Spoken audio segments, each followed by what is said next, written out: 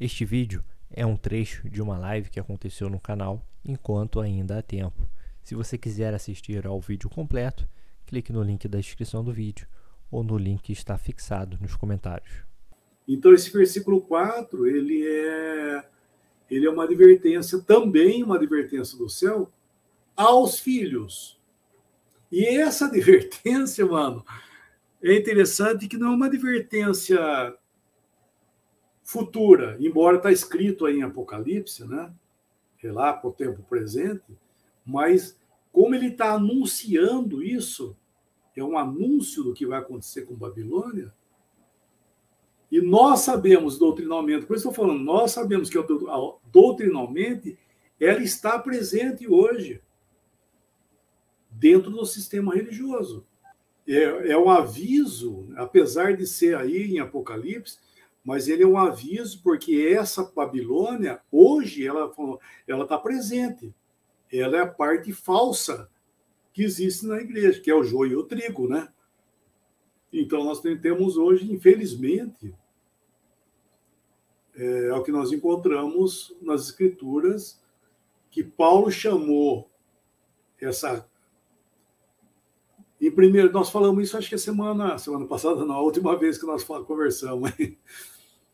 Aquilo que Paulo chamou na primeira carta a Timóteo, a casa de Deus, na segunda carta, quando ele mostra a má doutrina, toda a corrupção, a injustiça, a iniquidade, ele chama o quê? A grande casa. Por quê? Porque não é somente a casa de Deus, a grande casa, porque existe mistura daquilo que não deveria estar ali, mas está. A realidade é essa. Então, como isso já existe, esse é um princípio divino, versículo 4, até o Darby fala isso, que ele se tornou, para muitos, uma dificuldade. Ele se tornou, para muitos, uma dificuldade, porque o povo de Deus não foi levado embora, né? Não é verdade? Já foi levado embora. E por que ele está falando sair dela, povo meu? Se não tem ninguém lá dentro. Então, na realidade, ele é uma advertência presente. Por exemplo, irmão, vamos dar uma olhada lá, por favor. Um exemplo, tá? Hebreus 13:13.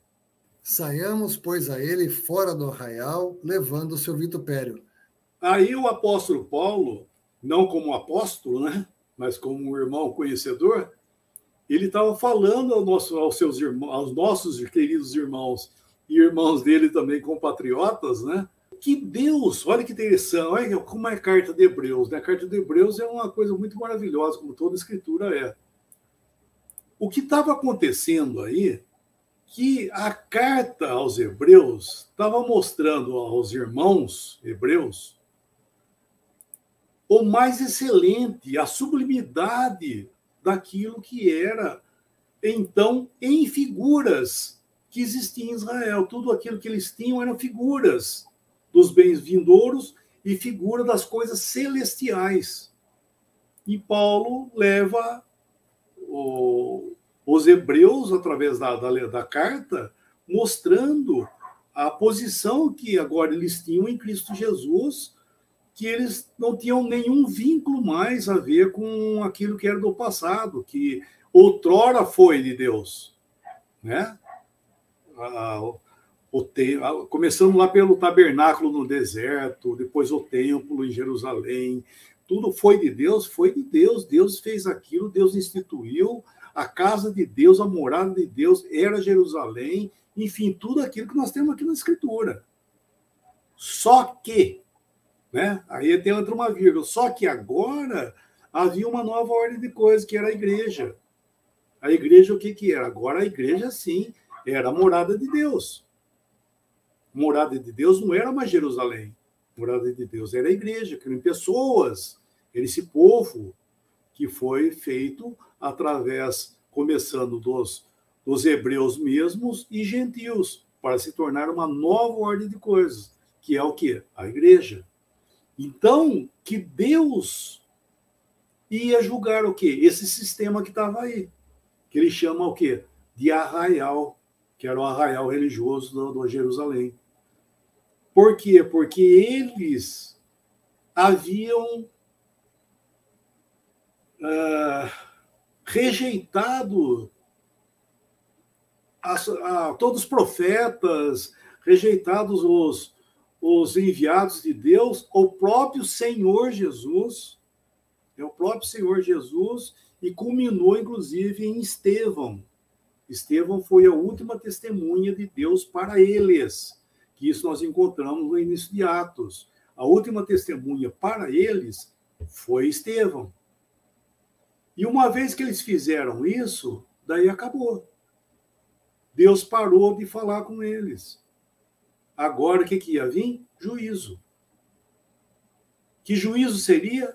A destruição de Jerusalém e a dispersão desse povo que até então era conhecido como o povo de Deus.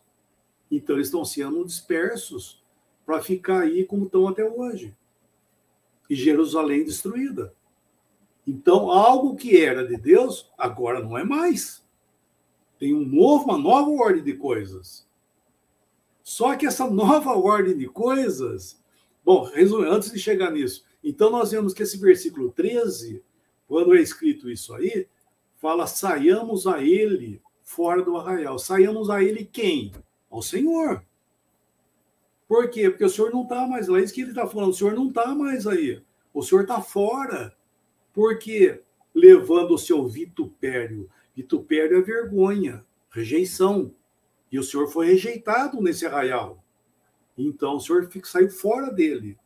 Então, aqueles que fossem cristãos, eles entenderam que eles tinham que sair, literalmente, eles tinham que sair de lá.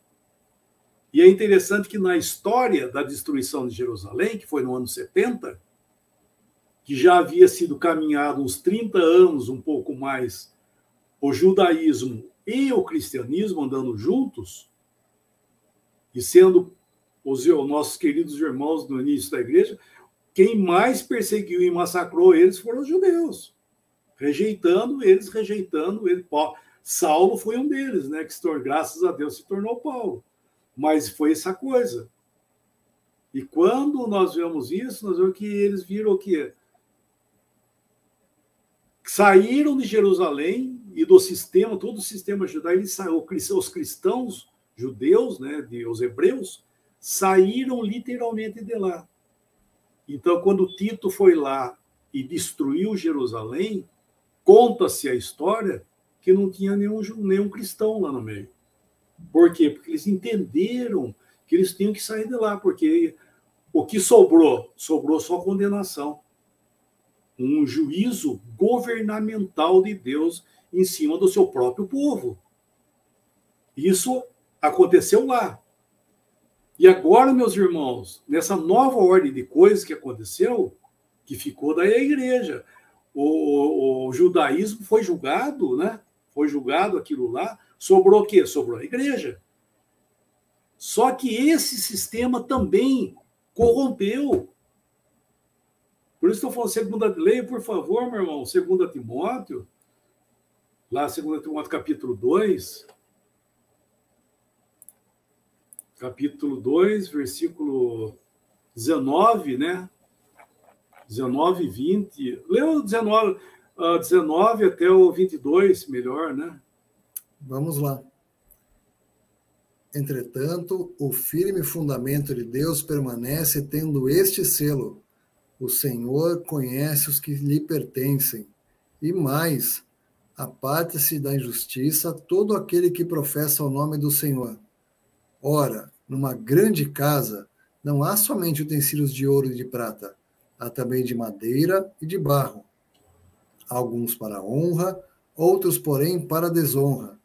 Assim, pois, se alguém a si mesmo se purificar destes erros, será utensílio para a honra, santificado e útil ao seu possuidor, estando preparado para toda boa obra. Foge outrossim das paixões da mocidade, segue a justiça, a fé, o amor e a paz com os que de coração puro invocam o nome do Senhor. Olha que interessante. Mesma coisa. Só que aí, o que nós estamos vendo aí, não está existindo uma nova ordem de coisas. O que está havendo é o mesmo círculo, né, que se estendeu. Aquilo, falando outra vez, aquilo que era a casa de Deus se tornou o quê? Essa grande casa. Então, nós não temos como sair. Lá em Hebreus, para os hebreus, sair. Tinha que sair. Aí, aqui no nosso tempo, aí de Timóteo, é apartar-se. Não tem como sair. Então, tem o quê? Como se apartar. Esse é um princípio divino. É uma voz do céu, né, pela Escritura, tem que se apartar. Apartar de onde? Desse sistema que está aí, ó. Sistema que leva o nome de Cristo, que é essa grande casa, que todos tomam o nome de Cristo. Então, nós temos que fazer o quê? Se apartar dessa grande casa. Não sair, não tem como, outra vez, não tem como sair, mas tem como se apartar. Porque existem aqueles, que é o versículo 22, que estão nesse terreno, onde o Senhor tem aprovado, vamos chamar assim, que são esses que de coração puro invocam o nome do Senhor. Então, o Senhor tem uma esfera, vamos chamar assim, né? Dentro dessa esfera, o Senhor tem uma esfera que ele está preservando. Não porque são melhores, por favor, não porque são melhores, mas porque o Senhor se apraz em ter alguém que guarde essas verdades. Então, esse anúncio está sendo falado já desde então. E quando nós chegamos em Apocalipse, que nós estamos no nosso capítulo, e algo já anunciado de uma forma judicial, esse julgamento nesse sistema, e ainda ele está falando, porque é algo futuro, sair dela, povo meu. É isso que ele está dizendo.